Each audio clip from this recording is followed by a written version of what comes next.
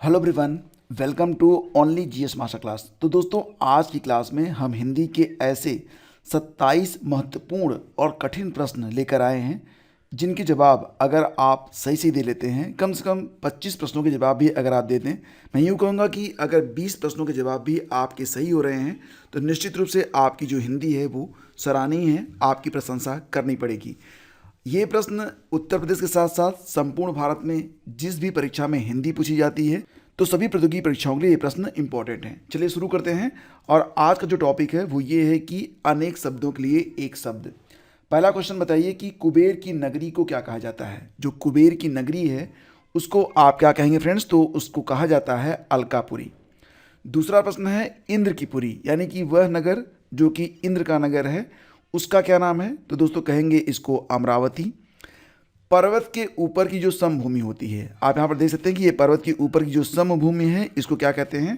तो फ्रेंड्स इसे कहेंगे अधित्यका। ये जरूर याद रखिएगा, ये बहुत ही इंपॉर्टेंट है। अगला क्वेश्चन है पर्वत के पास की जो समभूमि होती है, यानी कि आपने यहाँ पर देखा पर्वत के ऊपर की जो समभूमि है इसको अधित्यका कहते हैं। अब पर्वत के पास यानी कि पर्वत के नीचे जो समभूमि होती है उसको क्या कहते हैं? तो दोस्तों उसको कहेंगे उपत्यका। क्या कहेंगे? उपत्यका। याद रखिएगा। मोह जनित प्रेम के लिए एक शब्द क्या होगा? वह प्रेम जो मोह से जन्मा हो उसको कहेंगे फ्रेंड्स आसक्ति। और जो ऋण ले उसके लिए क्या शब्द है? जो ऋण लेता है फ्रेंड्स उसको कहते हैं अधमरण, यानी कि आधा मरा हुआ। जो ऋण ले उसके लिए क्या शब्द है? अधमरण। अगला क्वेश्चन है मांस न खाने वाले के लिए एक शब्द क्या होगा? तो दोस्तों उसे कहेंगे निरूपत। निरूपत मतलब मांस न खाने वाला। दूसरों के गुणों में जो दोष निकाले उसके लिए एक शब्द क्या होगा? दूसरों के गुणों में दोष निकालने वाला एक शब्द होगा फ्रेंड्स असूया। क्या कहेंगे? असूया।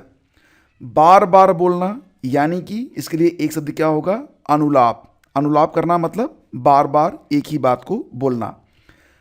झूठा मुकदमा, इसके लिए एक शब्द क्या होगा? तो दोस्तों इसे कहेंगे आप आभ्याख्यान। आभ्याख्यान मतलब झूठा मुकदमा।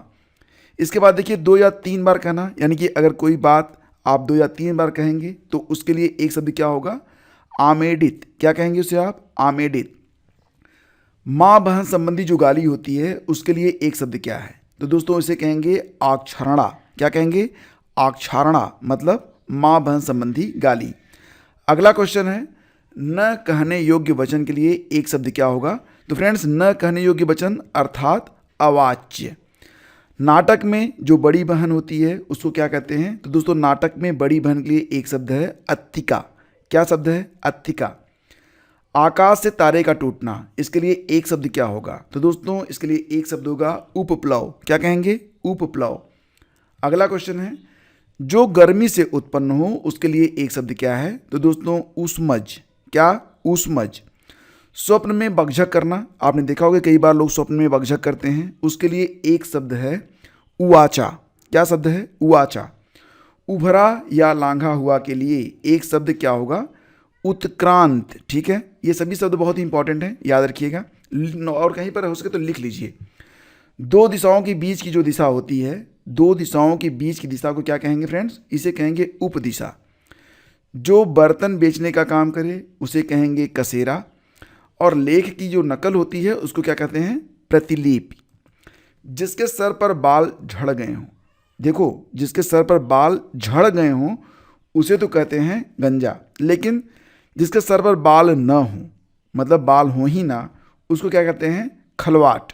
चाहे उसके बाल झड़ गए हों, चाहे उसने अपना बाल साफ कर दिए हों, तो अगर सर पर बाल नहीं है तो उसे कहेंगे खलवाट। ऐसी जमीन जो जोती बोई न जाती हो उसके लिए एक शब्द होगा अकृष्ट। क्या होगा? अकृष्ट। देखिए वह फूल जो खिला ना हो तो उसको क्या कहेंगे? कली। आपने देखा ये कली है। इसके बाद वह फूल जो खिलने जा रहा हो, अगर इस प्रकार की अवस्था में है तो इसके लिए एक शब्द होगा दोस्तों मुकुल। लेकिन वह फूल जो खिल तो चुका हो लेकिन पूरी तरह न खिला हो, इसके लिए एक शब्द क्या होगा फ्रेंड्स? तो ये होगा मुकुलित या फिर निमिलित। तो दोस्तों उम्मीद करता हूँ कि ये सेशन बहुत छोटा रहा लेकिन आपने बहुत कुछ सीखा होगा। ईमानदारी से बताइए कि आपके कितने प्रश्न सही हुए। और हाँ, वीडियो को लाइक और शेयर जरूर कर दीजिएगा और लगातार ऐसी जानकारियों के लिए चैनल पर बने रहिए। सब्सक्राइब कर लीजिए अभी और बेल आइकन को प्रेस कर दीजिए। Thank you.